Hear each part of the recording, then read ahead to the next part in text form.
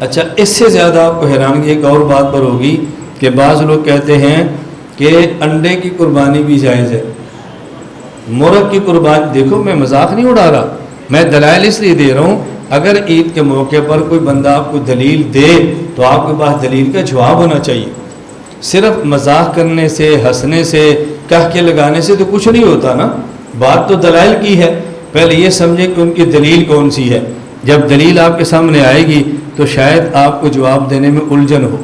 دلیل صحیح مسلم کتاب الجمعہ روایت موجود ہے، حضرت ابو ہریرہ رضی اللہ عنہ فرماتے ہیں رسول اکرم صلی اللہ علیہ وسلم نے فرمایا اذا کان یوم الجمعہ، جب جمعے کا دن ہوتا ہے، کان علی کل باب من ابواب المسجد ملائکہ، مسجد کے دروازوں میں سے ہر دروازے پر کچھ فرشتے ہوتے ہیں، یکتبون الاول فالاول، وہ دیکھتے ہیں پہلے کون آیا، پھر کون آیا، پھر کون آیا۔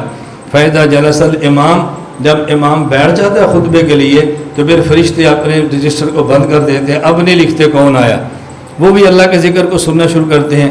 اب حضور پاک نے فرمایا وَمَثَلُ الْمُحَجِّرِ كَمَثَلِ الَّذِي يُهْدِي الْبَدَنَ، وہ شخص جو سب سے پہلے آیا اس کو اتنا ثواب ملے گا جیسا اونٹ یا گائے کو قربانی کرنے کا اجر ہے، اور جو اس کے بعد آیا اس کو ایسے ملے گا جیسے دمبے کو، نہ پہلے اونٹ کا، پھر ایسے جیسے گائے کا، پھر ایسے جیسے دمبے کا، پھر ایسے جیسے کالذی یہدی الدجاجہ، جیسے مرغی کا، اور پھر وہ شخص آخر میں کالذی یہدی البیضہ، اس کو اتنا اجر ملے گا جیسے انڈے کی قربانی کرنے کا اجر ملتا ہے۔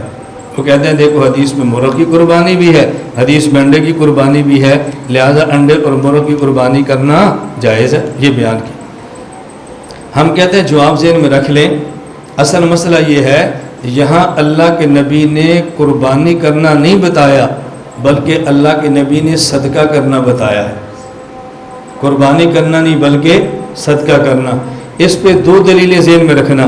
پہلی دلیل یہ ہے اس حدیث میں لفظ ہے اہدا یہدی اہداءن، اور دوسری حدیث میں لفظ ہے قرب یقرب تقریباً، اور قرب کا معنی ہوتا ہے صدقہ کرنا۔ کیا کرنا؟ صدقہ کرنا۔ وہ حدیث کون سی ہے؟ اللہ کے نبی فرماتے ہیں من اغتسل یوم الجمعۃ غسل الجنابۃ ثم راح، جو آدمی جمعے کے دن غسل جنابت کرے اور پھر جمعہ کے لیے مسجد کی طرف آئے فکأنما قرب بدنۃ، تو ایسے ہے کہ جیسے اس نے صدقے میں اونٹ دیا ہے، اور جو اس کے بعد آیا ایسے جیسے اس نے گائے دی ہے، اس کے بعد آیا ایسے جیسے اس نے دمبا دیا، اس کے بعد ایسے جیسے آیا اور اس نے مرغی دی ہے، اور پانچویں نمبر پر وہ ہے جس آدمی نے انڈا صدقے میں دیا ہے۔ تو ایک دلیل یہ ہے کہ دوسری حدیث مبارک میں وضاحت ہے کہ اس سے مراد صدقہ کرنا ہے، اور دوسرا جواب جو اس سے بھی آسان ہے وہ یہ کہ دیکھو قربانی کرنے کے لیے ضروری ہے کہ ذبح کیا جائے۔ آپ مرغ کو تو ذبح کر سکتے ہیں، کیا انڈے کو بھی ذبح کر سکتے ہیں؟ تو جب انڈے کو ذبح نہیں کر سکتے تو انڈے کی قربانی کیسے کریں گے؟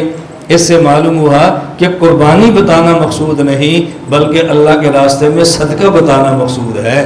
اللہ کے نبی اونٹ سے شروع ہوئے ہیں اور انڈے تک آئے ہیں، چونکہ اونٹ سے بڑی قربانی کوئی نہیں، اونٹ سے بڑا صدقہ جانوروں میں، اور انڈے سے چھوٹا کیا ہوگا؟ جانور کے نفع سب سے آخری انڈا ہی ہوتا ہے نا، اور سب سے پہلا نفع گوشت ہوتا ہے اور سب سے آخری نفع انڈا ہوتا ہے۔ کہتے ہیں بھی چلو مرغی رکھیے کچھ نہیں ہوگی، انڈے تو دے گی نا، تو آخری درجہ انڈے کا ہی ہوتا ہے نا۔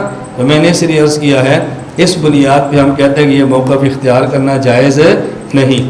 حضرت اکاڑوی رحمۃ اللہ علیہ ایک بطور لطیفے کے ارشاد فرمایا کرتے تھے کہ جب آئے نا عید کا دن، تو عید کے دن سے پہلے جب آپ انڈے کھانا شروع کریں تو انڈے کے چھلکے جمع کرنے شروع کر دیا کریں، اور جب عید کا دن ہو تو پھر وہاں فون کر کے کہا کیا کریں کہ ہمارے گھر میں 100 کھال پڑی آ کر لے جائیں، اور جب وہ لینے کے لیے تو پورا کارٹن جو ہے وہ چھلکوں کا دے دیں۔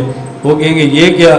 کہنا بھی ہم نے انڈوں کی قربانی دی ہے تو قربانی ہم نے کھا لی ہے تو کھال آپ لے جائیں۔ تو جس جانور کی قربانی دینا جائز ہے اس جانور کی کھالیں بھی تو جمع کی جاتی ہیں نا۔